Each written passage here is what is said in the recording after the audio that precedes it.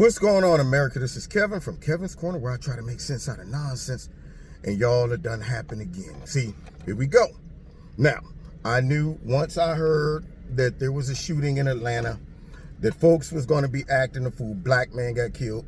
And then, of course, immediately, without even waiting to find out the details, we done set a horrible standard here with tear up stuff and ask questions later. Because the angry, out of control mob then got the taste of blood.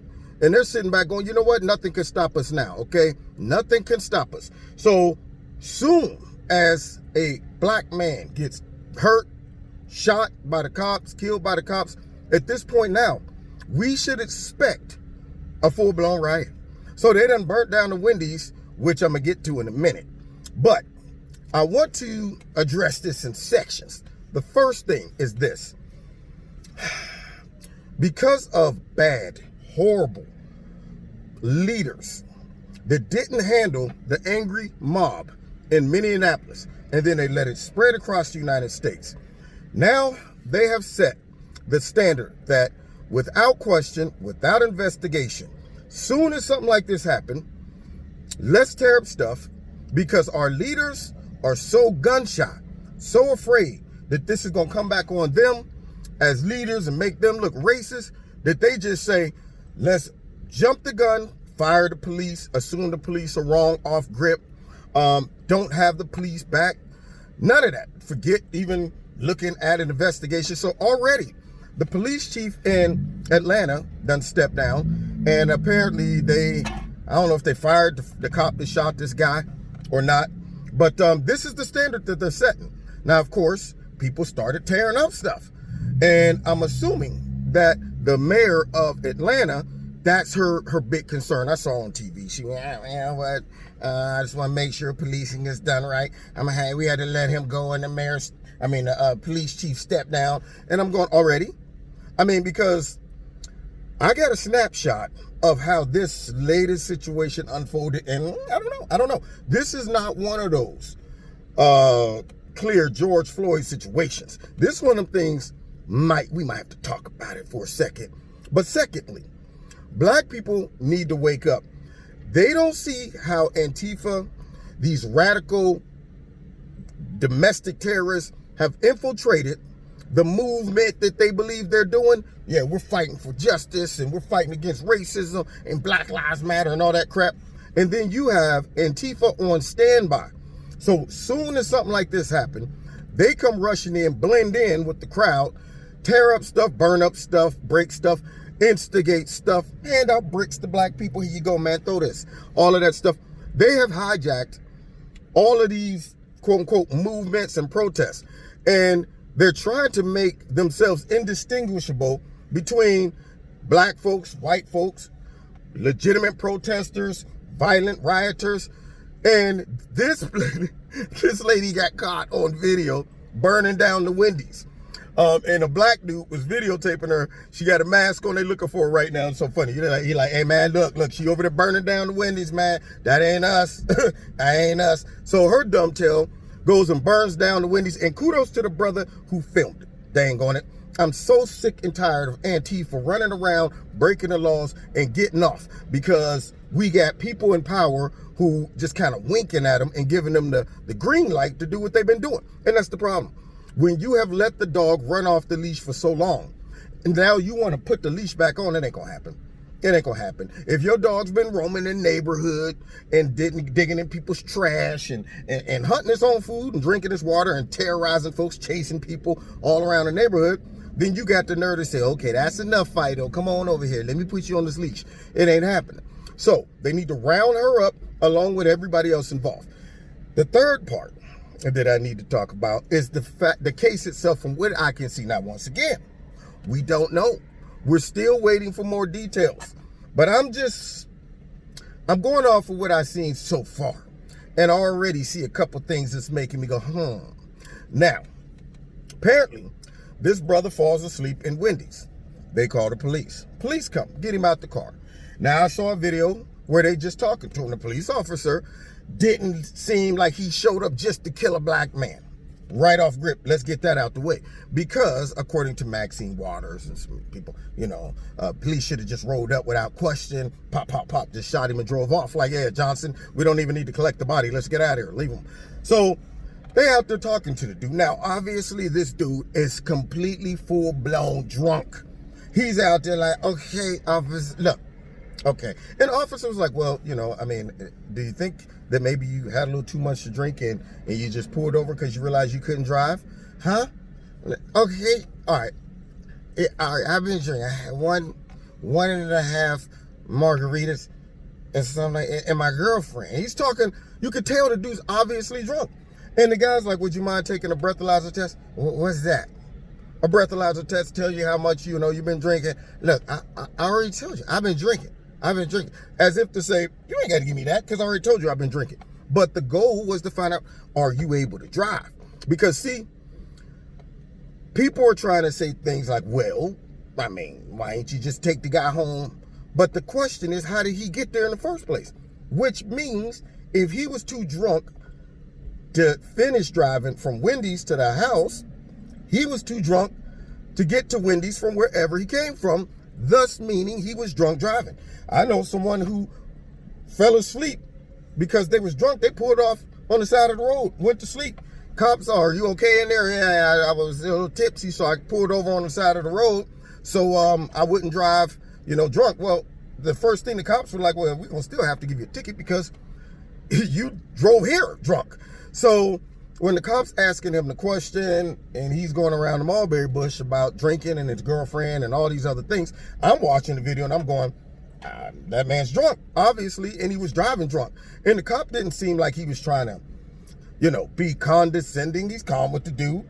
And then it gets to the point where they're about to handcuff him. Now, this is where we got to wait and find out what took place. Because I didn't see a part of the video of why they said, well, let's cuff him or let's put him in the back of the car or whatever. All I see is the dude just break away from being cuffed and take off running. So now both cops are running after him. One's kind of in front of the other. Apparently, this dude grabs one of the tasers. Now, here's some questions that need to be answered before we start tearing up stuff. Number one, well, here's one don't even need to be answered. The first thing is, why are you breaking off and running away from the cops? All right, that's not the time to do that. That makes the cops' senses become more heightened and their adrenaline is flowing. And they wonder, if you bold enough to go into a full flurry, get off me and take off running. I don't know what kind of man I'm dealing with at that point. I know I'm dealing with a man who's obviously drunk and resisting arrest. And as far as I also know, I didn't see them when they were talking to him, pat him down first. All I know is they went to go ahead and put the cuffs on him. He takes off running. Somehow he gets hold to one of the cops' tasers. Now, police officers have different tasers than the one people buy in their purse or something, and you got to be up close. These are the ones that you can project them little things, and they stick you and, break you down. So those are qualified as weapons. So this man's running, apparently, with the taser. Cops running after him with his gun out, and the last thing you want to do is turn, whether it's a taser, whether it's a real gun, whatever. When you running from the cops, the last thing you should be doing is turning around and pointing anything at the cop. In fact, I wouldn't even point my finger if I'm running from the cops and I turn around and do this. If I'm a cop, I'm like, what is that? I expect you to keep running. Keep your eyes down front. Don't turn back looking at me, pointing at me. No quick movements. I'm concerned. That's the last thing, even me as a citizen, if I see a confrontational situation in which I've had some, I'm gauging how quick, what kind of sporadic movements people are making. And if you make one of these, I got to assume you're going after me, man. And so now they're taking away the human response that cops should have to save their own lives. Whether it was the taser, whether he would have had, dude could have had a gun on him. Maybe he dropped the taser and now that's a gun he's pointing. If you assume that whatever this dude turned and pointed at you is just the taser, what if it's not? What if it is a taser and you get tased as a cop and you lock up? I mean, thank God he had his partner there with him. But the point is, if somebody gets hold to a cop's taser and tased the cop, now the cop is incapacitated. You could grab the cop's weapon. and pop, pop, pop. All of these things that could have been avoided with this guy, for whatever reason, decided to run from the cops, could have been avoided. If he was drunk, if they were going to arrest him for DUI, whatever, settle it in court. I cannot support this type of situation, which, like I said, I don't have all the details.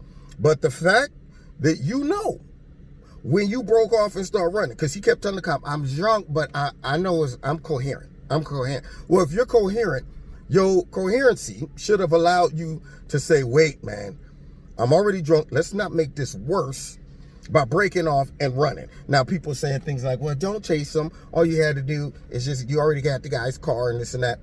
But I don't think necessarily that they were chasing him to shoot the dude. I mean, he didn't look like he was Jesse Owens or somebody. I think they were going to catch him again. What got him shot was this, when he did that. So my thought would chase him down, jump on him, bring him to the ground. I mean, the dude done stole my property. The taser, whether I know he got it or not. If I think I could catch him and get it back and arrest him, I'm going to do it. You know, so as they're doing a chase, this guy does that motion, cop shoots him. Now, before we even go through the trial, before we even do an investigation, you know what it is. They done already set the standard now that anytime someone gets shot by the police, whether it looked like it could have been their fault or whatever, let's tear up stuff, then we find out later what the deal is. And a lot of these politicians done set that standard. And ironically, these killings are taking place in the inner city of democratically ran mayors and governors. So not in Georgia, I mean, the governor is legit, but the mayor of Atlanta, I mean, you can't be talking about some of these are white racist cops that's out in the middle of Wichita, Kansas. I mean, these are cops in the inner city where a lot of the politicians are black and they do the hiring of police. I mean, come on, man. How much of this you gonna blame on racism? At some point, you gotta have personal accountability. So with that being said, we don't know. We're waiting for more details to come out, but I don't like the fact that this case not being as obvious as the last one. The first thing they do is let's just go ahead and fire the cop. Police chief step down. Now they're showing that they are willing to overcompensate for the angry mob. And that right there is a slippery slope. You've been listening to Kevin and Kevin's Corner. Don't forget to hit like, share, subscribe, and the notification button. Find me every Wednesday live, 7:30 in Kevin's Corner on YouTube, my radio blog talk show, and on Facebook Live. Let's see, what else? Check out Extreme Teas, my sponsor. If you like their products, put Kevin in the promo code. You'll get a 20% discount. And if you want to donate to Kevin and Kevin's Corner, feel free. There's a link below this video. God bless. See you next time in Kevin's Corner.